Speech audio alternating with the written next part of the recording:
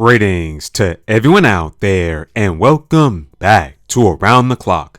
Alright everybody, I'm pretty sure by now you've seen all the videos online about Palworld, and I'm not gonna lie, this game looks pretty fun. It's a creature catching, world building, third person shooter game, and I can completely understand why there are over 5 million people playing this game right now. Now with all that being said, there is a lot of controversy surrounding Palworld, and this is coming from a lot of Pokemon fans because the creature catching technique in Palworld is very similar to Pokemon, and the creatures in Palworld look exactly like the creatures in Pokemon. I mean, with some of these creatures in Palworld, you can have a one-to-one comparison to some of the creatures in Pokemon. Now, in a recent response to all the accusations online of how Palworld stole a lot of its game designs and creature designs from Pokemon, the lead director of Palworld, Takaru Mizobe, said this in a recent interview with Automation. In an interview with media outlet Automation, Mizobe asserted that he had no intention of infringing copyright on the intellectual property of other companies. He also claimed that Palworld had cleared legal reviews and that other companies had not taken action against them so far. Mizobe also described Pokemon as being an overwhelming leader of the monster collection / racing genre, and that he saw Palworld as being a very different kind of game from this great predecessor.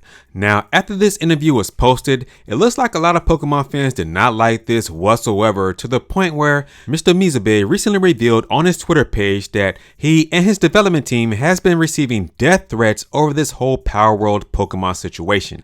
Here's what he said. "We are currently receiving abusive and defamatory comments against our artists, in addition to tweets that appear to be death threats. While we have received various opinions about Palworld, it is important to note that the supervision of all materials related to Palworld is conducted by a team, including myself. I bear the responsibility for the produced materials. I would appreciate it if these comments towards artists involved in Palworld would cease." So there you all have it. Now, I get it. There's a lot of diehard Pokemon fans out there that want to see Palworld taken down, but I don't think it's going to happen. At least not for the reasons that these fans want this game taken down for. Yes, there are some steep comparisons to the creature catching technique and the creature designs in Palworld, but I don't think that's a big problem here. Like Mr. Mizobe said here, they passed all the legal processes to get this game out and running, so I don't think nothing's going to happen to this game as far as that is concerned. Now, for all of these people sending death threats to the development team for Palworld and to Mr. Mizobe himself, all of you have no class whatsoever. It's just a video game at the end of the day. And I'm going to say something that a lot of people are not going to like here, but hey, we need Palworld. Yes, we need this game because this game came out of nowhere and it's a major success. Millions of people are already playing this game online, and Game Freak, the Pokemon company, and Nintendo can learn from this.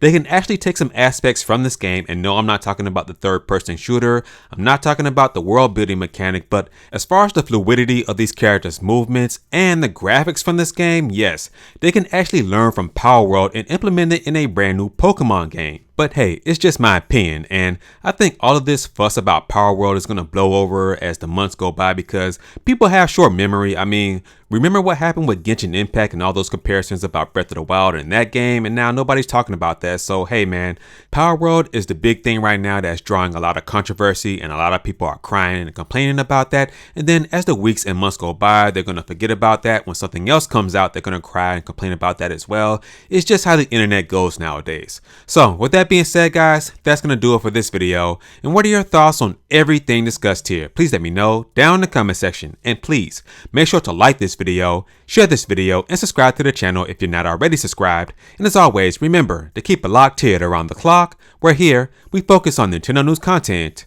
around the clock. I'll catch you guys in the next video.